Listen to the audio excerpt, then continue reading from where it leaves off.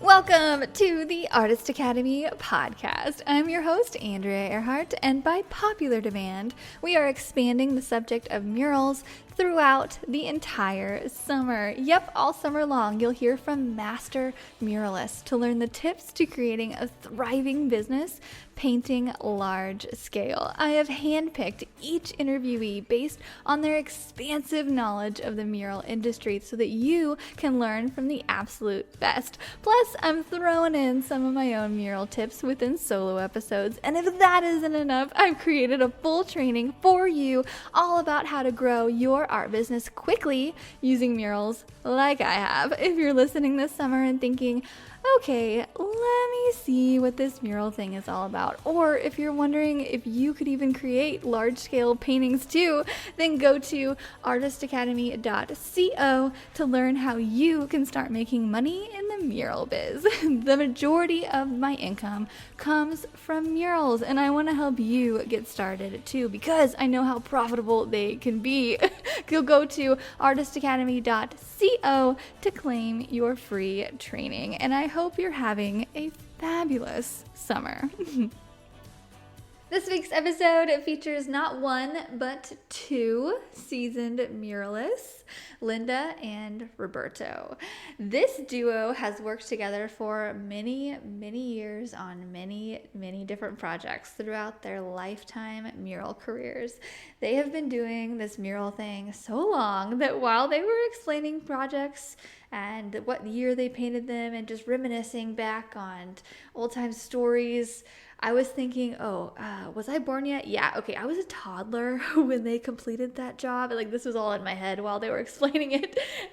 And we chat about what it's like being an artist for hire and riding the wave of the industry, busy, not busy, working for other artists, to stories about how they took on giant projects of their own. They have a lifetime of knowledge in the mural industry, and I definitely plan to have them back someday to talk maybe about something more specific that you guys might want to hear from them. But for now, this is a broad overview of the many years that they have had painting murals. Let me know what you think about this week's episode with Linda and Roberto.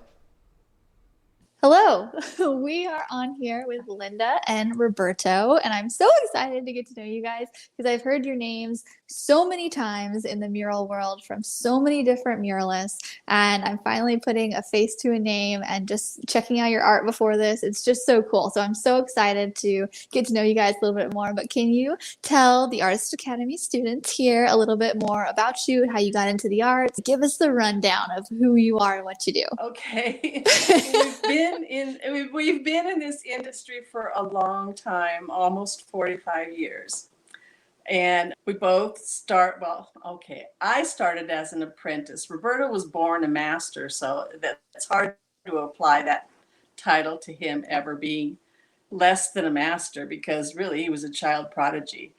And Really? Really. If you looked at some of his work that he still has from when he was 10, it would blow you away. He's just always been super talented. And it always goes back to the philosophical question of, did he ever really have a choice to be anything else? Because when you think about it, we've all made the choice to do the struggle. But he was thrust into it when he was still in high school, into the professional mural world. And the expectations for him to keep doing that are relentless, even from his wife, who nags him to paint when he doesn't. But we're from Southern California, and we both got jobs in studios that painted murals for primarily the restaurant industry and hotel lobbies and spaces like that. And we had very generous people that we worked for and with.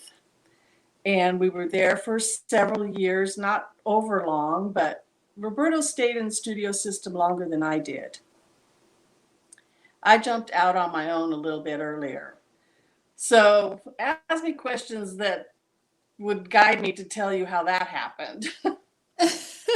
Okay, so you started painting murals for restaurants and like the commercial stuff, and you Well, painted for someone else? it was in a studio, yeah. It's a traditional studio like you imagine, where there's a master artist and there's a staff or crew of people that are painting big murals all day long. And you're working with a lot of senior artists in there, and they're very generous with their knowledge because the goal, of course, is to produce a successful product and do it fast and get it out and make money. It's a business. So that's what we did. Wow. And how long were you in that? How long were each of you in that? I was in a studio system for 2 years before I started jumping around. Oh my God, all the journey and the pathways that we take, it's so convoluted. Left that, went and worked for another company that Southern California, because the housing industry is so vigorous, especially in the 70s and the 80s, they would do model homes. There'd be thousands of model homes being created all the time. So designers would hire you to put custom artwork in model homes. I did that for a couple of years. Then once this happens a lot, studios, they'll slow down when the economy fluxes. So when they would slow down and you would get laid off. So Roberto would get laid off or somebody else would get laid off and I would get a job somewhere. I worked for a company that did murals and signage after a while. And I'd say, come on, Roberto, come over here and work over here. So kind of move around from job to job all the time. And that was a little bit, felt like a safer system if you could find a place to fit in with a group, because you always had work until the economy fluxes. When they would slow you down, everybody slows down. And that's hard on people. It's hard on the people that are employing you, and it's hard on artists trying to support and raise a family. So I don't know. What do you think? We went to Paint in Place. Yeah, We were Santos Studio, Marv Brem's studio, the art company, Paint in Place. This is all in Southern California. yeah. I was 16 when I was introduced to Marv Breen, LA's finest muralist, and I went to work for his former partner, Phil Santos, where I met Linda. Then we went to work for Painting Place and other places. And eventually you always wind up on your own.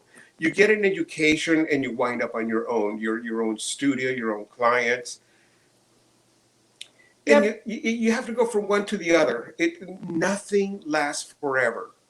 We've learned this the hard way. You think you're so happy with this client and something happens and they're out of business and 5 restaurants close. So you're thinking, I'm going to be doing restaurants for the next 5 years, and they go out of business. Trends happen where everybody will want a hand-painted mural, and then they'll want wallpaper, inkjet print wallpaper. So things change, they go in cycles, it comes back, it goes away. It's life. You learn to roll with it. In terms of the legacy of your artwork, it's the most impermanent industry to be in. If you have any vanity whatsoever about a mural you painted 25 or 30 years ago, forget it, it's gone. It's been removed 6 times. Yeah, so this is, I'm not kidding. You can do a building, let's say it's a restaurant, it's an Italian Mediterranean theme, you marbleize, you have columns, you have the Mediterranean sea mural, and it goes out of business, and then it's a steakhouse. So then you start painting Southwest landscapes and cowboys and cows, and then it goes out of business, and now it's a 50s diner. Yeah, a 50s diner. So you're doing the Elvis Presley, the 57 Chevy, the American Graffiti theme, and then that goes out of business, and then it'll be the same building. It'll be the same building. We've seen it before. Yeah, we've done the same building several times for chains, and restaurant owners will change their focus or their interest, and they keep hiring us, which is good. It's good for longevity. It's good to have work. That's the crux of the whole problem, and is to be able to pay the electric bill for 45 years. And unfortunately, We haven't been married for 45 years. We've been married for about 30 years, but we were married to other people in the beginning. But it seems, And don't let that sound like anybody was in an affair or anything. Roberto's wife died. Okay, then I had an opportunity that I really wasn't seeking, but I was seeking someone to help me work on a project I had in Springfield, and that's when we started having this kind of a relationship. But it Springfield has been really good to us. yeah, I met Linda when I was 18, and I wasn't yeah, 18. she was 10 years older than me, but now she's only 8 years older than me. I love a good love story. This is awesome. What brought you to Springfield? So there's a lot of California. So what brought you to? My kids were becoming teenagers, and at the time it was in the 90s. I bought this farm in 1990, so it was late 80s, the 90s, and it was real problematic. There were lots of gangs and things like that going on, and we didn't really live in like Orange County the way Orange County really is. We lived in Orange County. People with modest means lived, and it put us in less prosperous circumstances. And my brother lived in Springfield, and he always raved about how he loved the Midwest. He loved Springfield. And I came here to visit him, and I don't know, just started looking around the cost of living, the opportunity, how you could extend your dollar, especially real estate wise. So I moved here, and my kids were thrilled and happy. And for all of us, it was a good move.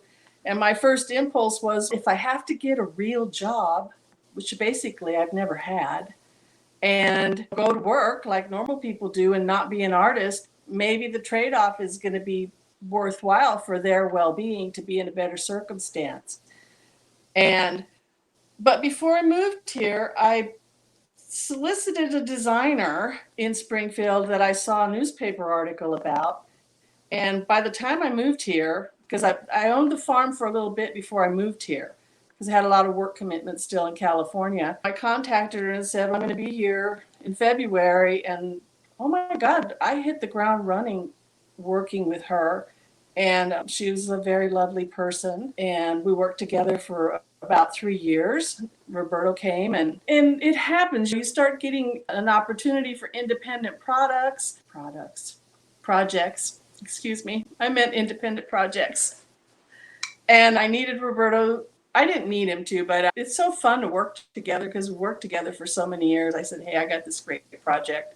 He was driving from Florida to California, and he stopped for lunch. And I said, hey, you want to jump in on this? It's going to be like so cool and so much fun. And that project was the Children's Village at Cox South. I don't know if you're familiar with it. It came down in 2016. It was at the pediatric ward at Cox South for 25 years. So it was 35 murals in the pediatric ward at Cox South, and it was there for 25 years. And it was a really heartfelt, fun project that we did together. It raised a lot of money for charity, too. And we got paid for it, of course. That's awesome. How did you get into contact with Bass Pro? You painted for Bass Pro, right? Because that's how I know of you guys. We did. We sent that. I tried for years to find the right contact person there. And finally, we created a little portfolio. We did paper portfolios, which I know everybody does digital portfolios now. And we sent them a little file, probably had 25 projects in it, just photos of them and a cover sheet. And after a while, after a year or so, they just threw that in the round file. It's frustrating to try to get in over there. And 3 years later, someone called. What had happened? So it took quite a while to get in there. Their company artist or staff artist, I think she retired, and they needed somebody to paint murals. So we were sent to Dallas to do a mural, maybe 10 by 20. And we did that in a week. Came home, and we got a call from Bass Pro and says, they said, "Go. We want you in what, Savannah? Mm-hmm. We want you in Savannah tomorrow." And we had just come home and done laundry, so we went to Savannah. We were there a few weeks. Come back, and then they wanted us to go what? New York, Buffalo, No, Finger Lakes, I think it was Louisiana, Louisiana, Bossier. Bossier. Yeah, So- near Shreveport. Yeah, So- across the river from Anyway, it never stopped. It never stopped. We did 25 stores for them, and it never stopped until it did stop. And unfortunately, that was what happened in 2008. Could never have been anticipated with the economy, and everything stopped in 2008. And we left there at the end of 2007.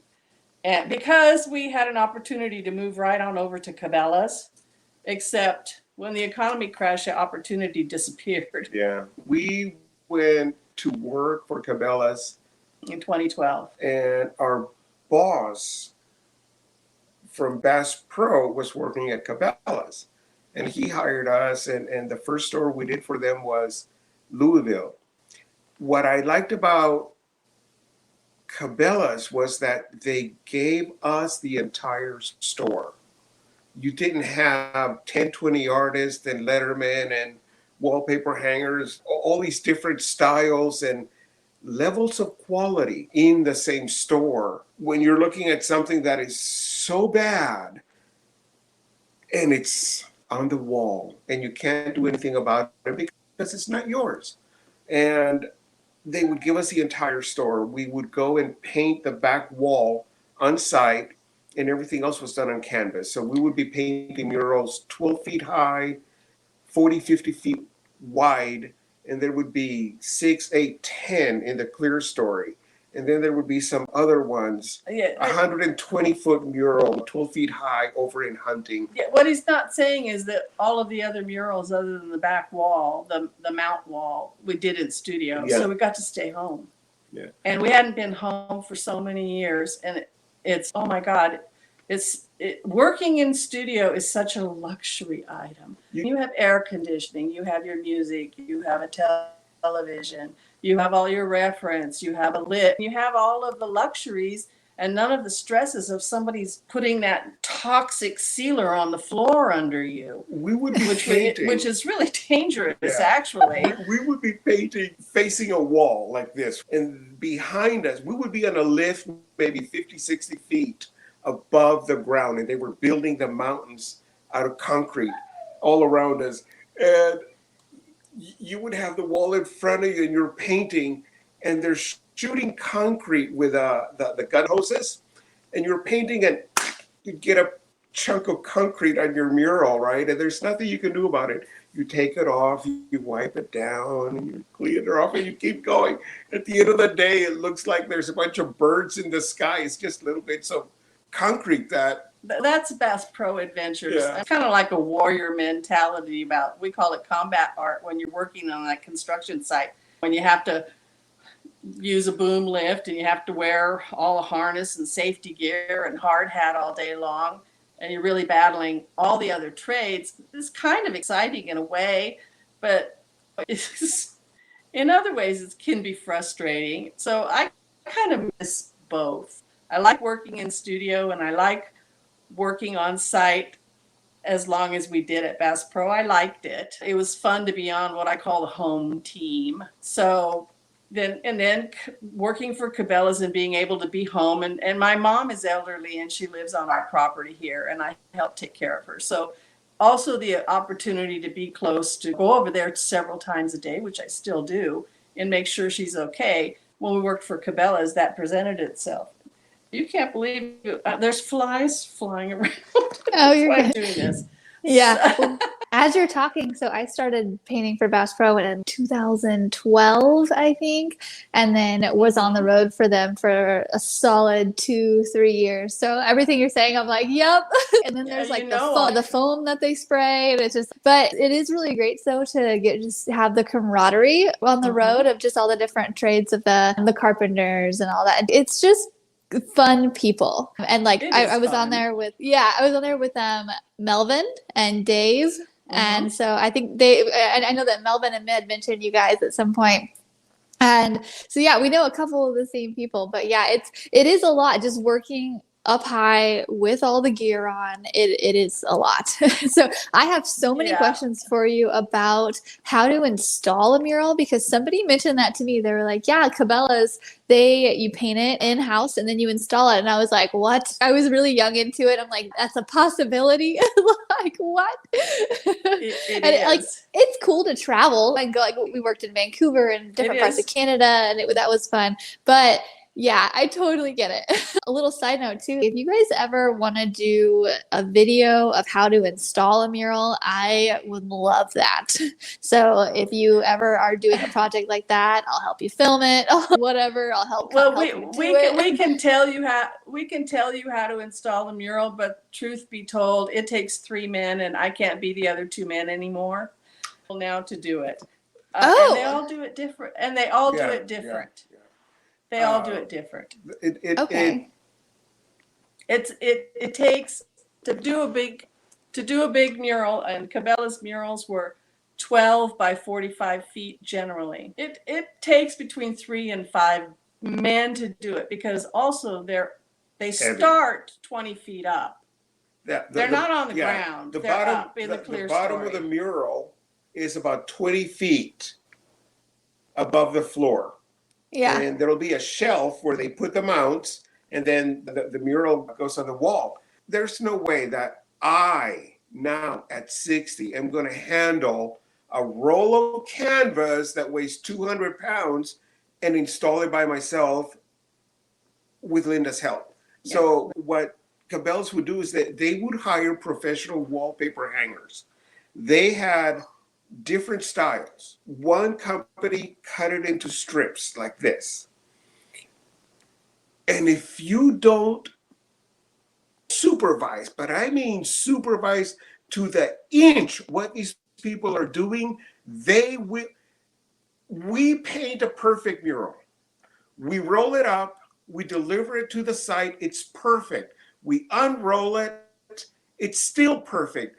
As soon as somebody else touches it, it becomes imperfect. So this company cut our mural into all these 5-foot strips because that's how they did it. Except that out of these 10 strips, they started with number 2. And 2, 3, 4, 5, 6, by the time they get to 9 and 10 doesn't match like this, because this one should have been over on the other side. They had to take everything down, put up number 1, and start again. So things like that will happen. We turned our back to go to lunch. Oh my God. The product that we used is 10.5 feet high. And the murals are 12. So I would add a strip of 18 inches that was below the shelf. So if this is the wall, you have the shelf, and then we had an 18-inch strip below the shelf, so that the seams on the side were only 5, 6, 7 feet, okay? If you take your eyes off the installer, if this is the mural, okay, if this is the mural and this is the strip, if they hang it in this direction, it won't match. And they're up there going, oh, this thing doesn't match. You're like, oh my God, how could you miss the registration marks? They take off the registration marks. They take off the registration marks. What are these pieces of tape here for that say registration marks? You know? And these stories could go on forever. Yeah. There's some people do it. Some guys, there are 5 of them usually. They'll get 3 or 4 lifts, and they'll do it in one piece. And I love that because it's heavy and it's hard. Some companies will paste the wall, and they'll have the mural. Imagine a roll of carpet, except it's canvas, and it's a mural. And they'll start on the upper left-hand side and unroll it like a roll of paper towels and just go across, and they will get out every wrinkle, and it will be taut and level, and it will look gorgeous. just gorgeous. And you can't tell it's on canvas because it's so nice. You are not disturbed by the fact that it's a piece of canvas. It just looks like a painted on the wall mural. It's flawless. Anyway, but that's how we do it now. We hire people. Yeah. Everybody will do it a different way. Some people will use strippable wallpaper adhesive. We installed the Cox murals. Of course, we were a lot younger when we did that project. Was done by 1998.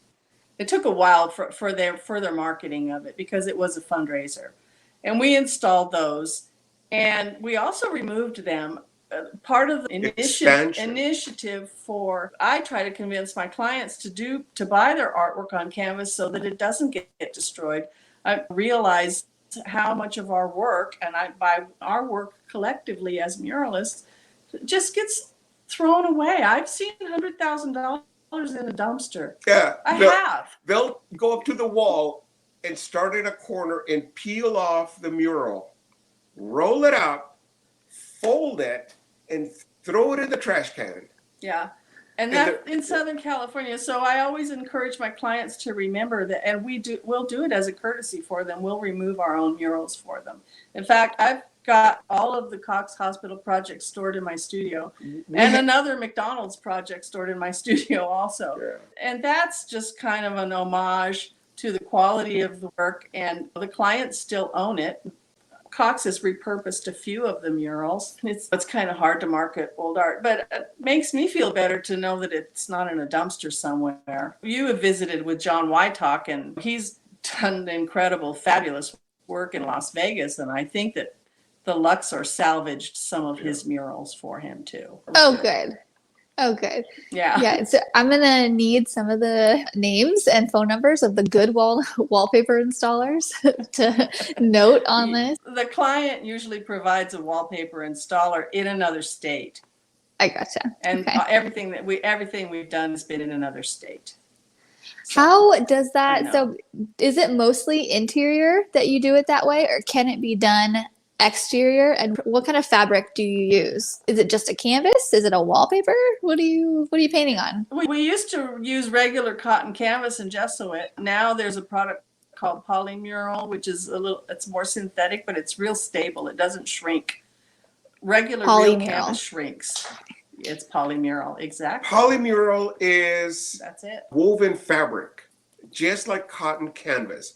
Polymural, the threads are plastic, and then it's primed with gesso, which is also a plastic, and then we paint on it with acrylics, which is a plastic. And if they want a top coat on it, we'll put matte medium or an exterior varnish, another plastic. So now you have an incredibly stable piece of plastic that could be hung on the wall, wallpaper, or even Linda's paintings are on masonite. And I will use mastic to put down linoleum, vinyl flooring, carpet. I'll put 2 coats on the rough side of the masonite, put the Polymural, squeegee it out, next day cut it. That's it. Polymural you can get from Lake Arts in Atlanta. She's in Atlanta. She's great. Yeah. Just great. If your question encompasses what they use on outdoor murals, the big famous outdoor muralists, Meg Seligman and John Pugh and Kent Twitchell, they use a product that they call it both parachute cloth, and I believe they also call it polytab. Yeah. We've never done that. I'm looking in the future to maybe do one that way, just as an experiment. Yeah, if you can visualize, bounce fabric softener, sheets, but a little thicker. If you look at the fabric, it's not woven, it's just a bunch of random squirts of plastic, okay? So it's non-woven fabric. It's another name for it because it's not woven. I have taken this product and painted signs on exterior quality plywood. I'll put the gesso on, I'll put the non-woven fabric and then gesso on top of that. And the grain of the plywood still telegraphs. The surface echoes. Yes, it echoes. And when you paint on it, now you're painting on a real nice surface, but it has that texture of wood under your non-woven fabric that has the coat of gesso on it. That, I like doing that also. Nova Color recommends a product called Novaplex to prime this polytab. But we haven't ever really done it, so we probably shouldn't be just speaking to it. Yeah. But I've just studied it. The real beautiful, gorgeous murals that you see on the side of buildings, they are sometimes painted on the non-woven fabric in the studio and then applied to a brick building with this Novaplex, because it's real malleable. You can push it into the brick pattern and it looks like you painted the mural on the bricks, but you were in your studio. So there's a John Pugh. Yeah. Look, do you know who John Pugh is? Yeah, I worked with him for one day when he was doing a marine mural up here in Branson.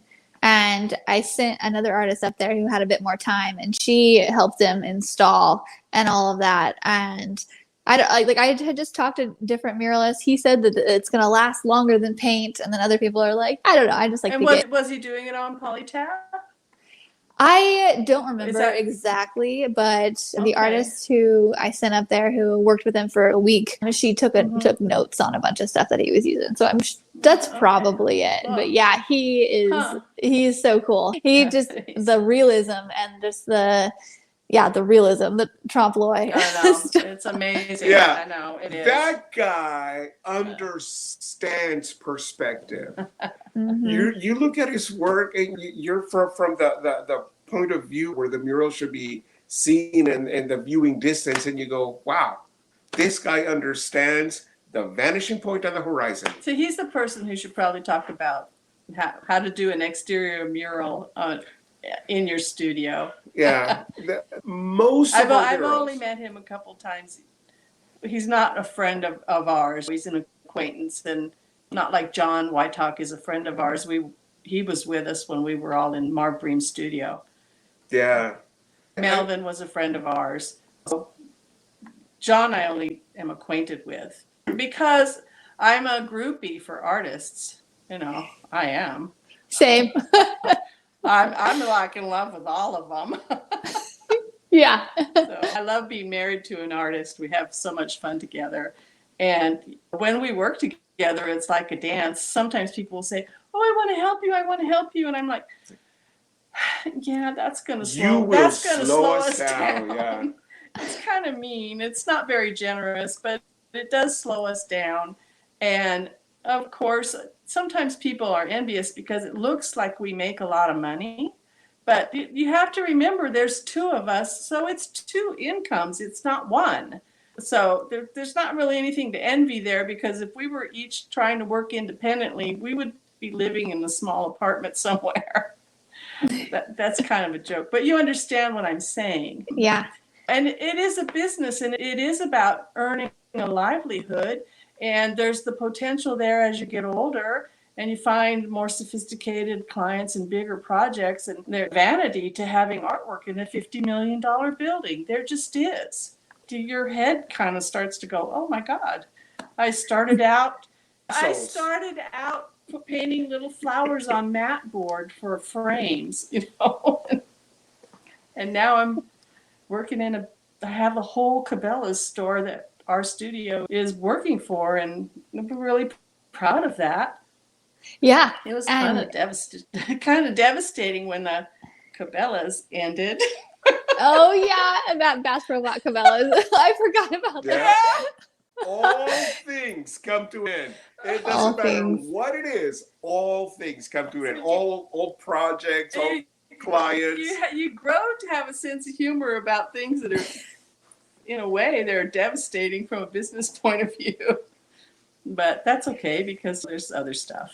Yeah, We don't no. work as much as we don't work as much as we used to. We're kind of getting tired, I think. I like to Oh, I think of it bet. as being semi-retired. No, young people are all coming on, and technology is overwhelming for me anyway. And I just say, go for it. You guys all need to just get out there and hustle. And I think you're doing an incredible job. And you're all great artists. And I'm like happy for you and proud, like I'm mama. Because you've been there. I'm mama artist. Yeah, you've been Yeah. there. You've done the techniques, that you put in the hours to learn how to paint and to do all the because I feel like with murals, especially, like there's so many different surfaces. There's so many different aspects of things you can learn. It's just constantly learning. And I can't think it'll never be boring. It'll never be Yeah. boring. You're right. Yeah. You'll always something different. I invited you guys to come on here. So there's a lot of young muralists here in the group, young as in either age or young as in their abilities. They're just starting out. And Taryn just commented on here, and she is a muralist in Alaska, just starting out. And she says, you guys are blowing my mind with all of your different stories. So thank you for sharing all, because it really is really inspiring to muralists who are just starting out or even in the intermediate level, just to see you guys and what you've all done. And I'm not trying to be. Go for it.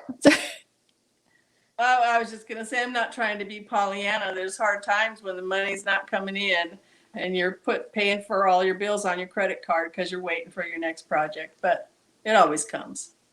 Yeah, it does. It always comes. It's just, you just got to roll with it, kind of a thing. And how plan ahead. How does your next project usually come? Like how do you usually get business? In the beginning, how did you get business? And now is it mostly word of mouth, or how does that work? It's a lot of word of mouth. And like I said, we just don't have the same ambition that we had when we were younger. And we can hold back a little bit and hope that someone calls, and someone usually does. And then also you can develop projects. You can go to a business or someone that you think would really be served by having artwork either inside or outside their building, and just politely solicit them without being a used car salesman, and do a little comp or show them your portfolio. And if they're resistant, you walk away, say thank you for your time. And many times I've got a restaurant client in Springfield where he was kind of dry, like the brown carpet guy, I call him. And because brown carpet won't show the dirt. And I said, let me do something for you for $300. And if you like it and you want more, I'll do more for you. That client ended up on his 5th restaurant, giving me $30,000 to do the restaurant. And I got to do all the design work too. Yeah. So you don't know, and so you can develop your own clientele that way. And of course, a great designer, if you can find a designer that likes your work and is creative and wants to use you, she'll put you in kids' bedrooms and nursery schools and kids stuff forever. We did some really nice homes at Lake of the Ozarks for a client, and their homes. And of course, their kids were, at the time, 2 boys, and they were so big and so big. And then you did another home, and the kids are now older, and then you do another home, and now they have a younger sister. And then you do another of their homes, they have a younger sister. And then you do the last home, and these kids that the first home we did for them was a Harry Potter theme in their bedroom. Now these kids, they're like, hey, Roberto, yeah, I'm going to medical school now. I'm going to be a doctor like my uncle. And you're like, oh my God, I remember when it was just you 2 boys. So you have clients that like you and trust you, and they say things to you like, you know what I like. You know what I like. And those are the clients that trust you to paint to the best of your abilities. And you do that. And you do it so willingly because somebody is paying you to paint. It doesn't matter. It really isn't. When we were reading some of the questions that said, what made you go from a hobby artist to a professional. As soon as you get paid for your first job, that's when you start being a professional, because that one will lead to another. I remember in high school, the secretary in the English department had a Ford truck, white. And she says to me, how much would it cost for you to paint the Ford four letters on the tailgate red? And I thought, okay, I need one-shot paint, masking tape, an X-Acto knife. I need some brushes. And I said, I'll do it for $100. And she goes, do it. So I go to her house. I tape off the letters. I cut out. I paint them. Wait for the paint to set. Peel off the masking tape. And I made $100 when I was a freshman in high school in an afternoon.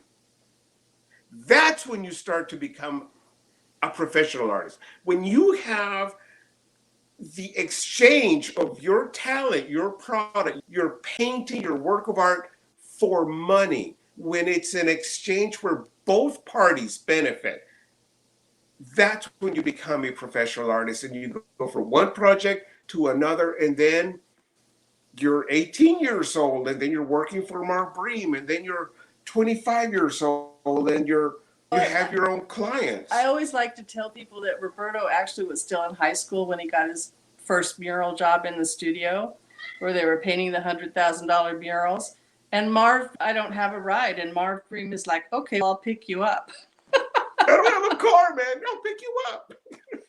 So the master artist would pick the kid up every day after school and take him to go work in his studio. Yeah, This guy is sought after, trust me. And the other thing, which you know, that has served him more than anything else to have a business, is to be able to do lettering.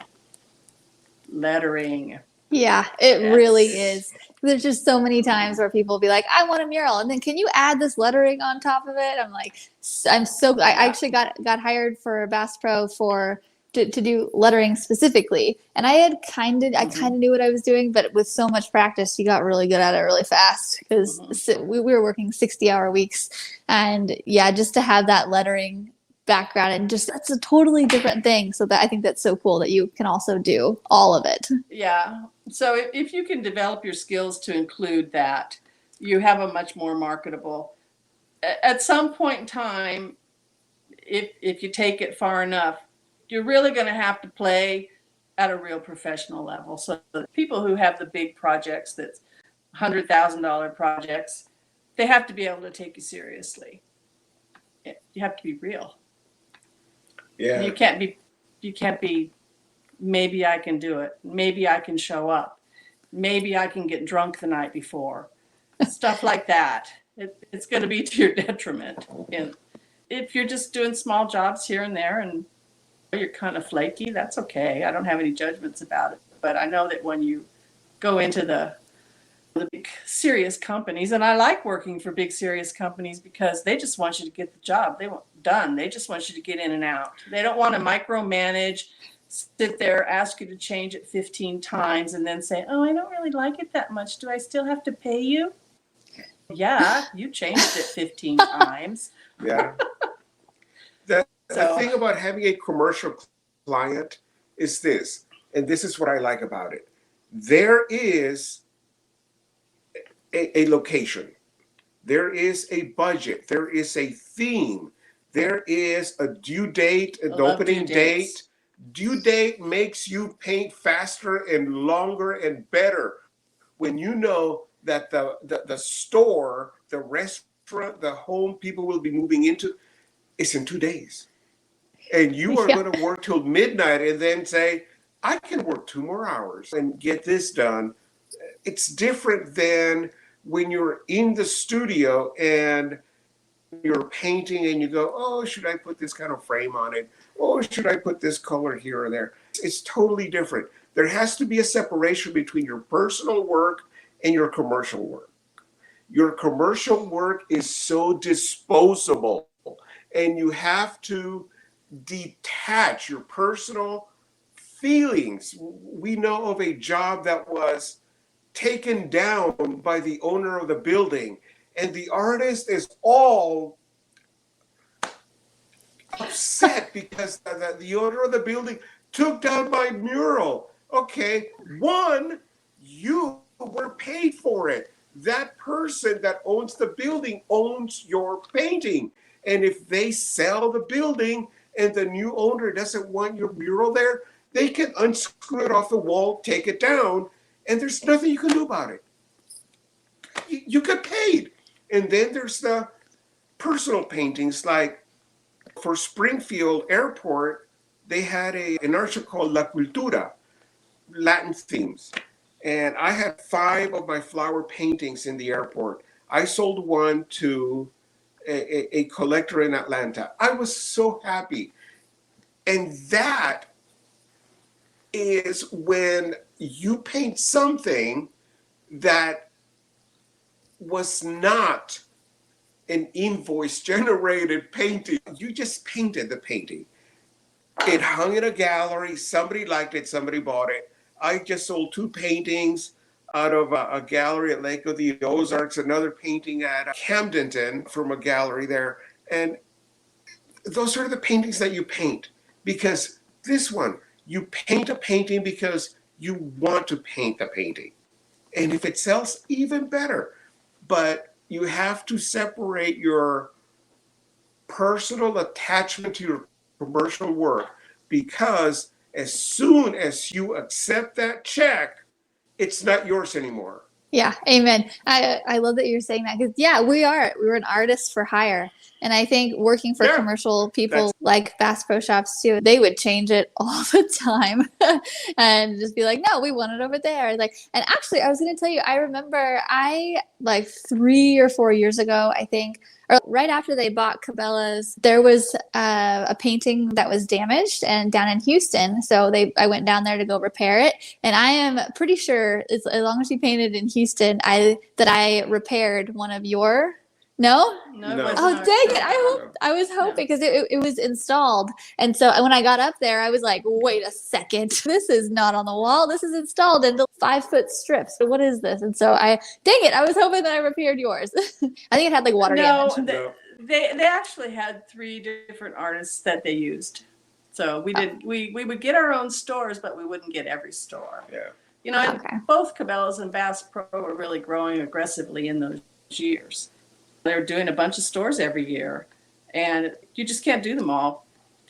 You're 1 or 2 people. So for a while, we were trying to do them all and having a bunch of people working with us, and it just gets complicated and dicey, and egos get involved, and it's hard. So we realized that we were really making the money when it was just the 2 of us. And I'm sorry, that's honey. all right. When you have 11 people that you have to write paychecks to every week, you become less of an artist, because now you're more of an administrator. Yeah. You become and you have to set up every artist on this mural, on this mountain, on this tree, with these rocks, and you do this, and you do this, and you do this, and then noon, lunchtime, you have lunch, and then you can start painting. But you have to set up everybody for their part in the mural. And if you have 11 people doing that, and I don't mean 11 artists, we had somebody mowing the lawn because we couldn't mow the lawn. And we didn't make as much money in that circumstance either. So it's a learning experience. You're going to learn the hard way every lesson. We worked in studios where there were 11 other artists, but it seems like it wasn't as chaotic as it's been for us when we were young. Maybe when we were young, because we were on the receiving end of generosity. And I have to stress how generous the people we worked for and with were. We are not formally educated artists. We are taught on the job training, right? And those older artists and more experienced artists, they were constantly giving. And part of being given to is to remember to please be humble. Shut up and listen. Mm-hmm. Don't know it all already and try to tell everybody else what. Be quiet and listen and watch what everyone else is doing, and you will learn so much more than you ever dreamed. And that was a gift to us, and it was given. And my master artist, when I was a single mother and I had 2 small children and I was working for minimum wage, which was $2.10 an hour in 1979. And he just looked at me and he said, all I hope for you is that you will be able to become financially independent of having to be dependent on a man. And I thought, yeah. Yeah. and it worked. He gave me that awesome. gift.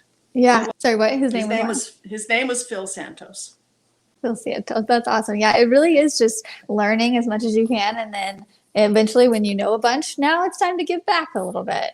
And That's so, true. we'll wrap this up. I've had a great conversation, like with you guys, just hearing all these different stories. I love hearing mural stories. What's the one piece of advice that you would give to artists who are just starting out but don't know where to even start with murals? Like, they're like, this is so intimidating. Like, where would you start? Yeah, I don't even know if there's those kinds of opportunities exist anymore, but I would start with a really good portfolio. You have to be able to show something. Yeah. Yep. And it can be paintings, and maybe you can explain one of the things that Phil liked about my answer in my job interview was, he said, what inspired you to paint this landscape? And I said, I just made it up. And he's like, you're hired. So even though I still advocate for always using a reference, Yeah. but he liked the idea that there was somebody that if you didn't have a reference, you could still keep working and hope that you could find a good reference that night or something. But so you never know, but that's not the same as going out and finding a client. But don't get discouraged. Have confidence. You know yourself, and maybe try to know what your strengths are. And you might want to hang out with artists. Oh yeah, hang out with artists. Okay, there might be organizations like Studio 55 in Springfield. Go to First Friday Art Walk. Go to the Creamery, meet other artists, and see if these are the kind of people you want to hang out with. And artists actually are generous. I've had a lot of generosity in my early career too, that if things were slow and I called someone that I knew and just said, hey, do you know of anything going on? Do you know any restaurants hiring artists? Do you know any designers hiring artists? And I found my peer group to be really generous. Yeah, somebody would say, I'm too busy to do this job because I'm doing this one. Why don't you call them and see if they'll hire you?